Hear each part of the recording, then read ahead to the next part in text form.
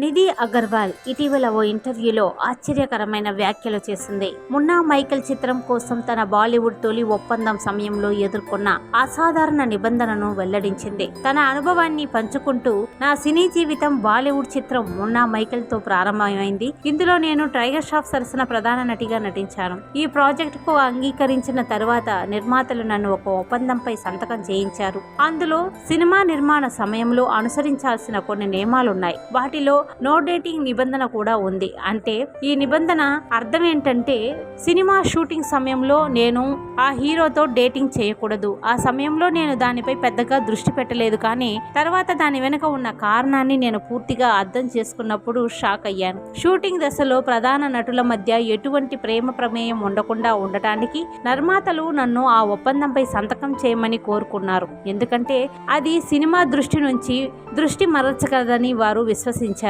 అది గ్రహించిన తర్వాత అలాంటి నిబంధనలు అవసరమా అని నేను షాక్ అయ్యాను అంటూ నిధి అగర్వాల్ వెల్లడించింది. ప్రస్తుతం నిధి అగర్వాల్ తెలుగు చిత్ర పరిశ్రమలో వరుస సినిమాలతో బిజీగా ఉంది.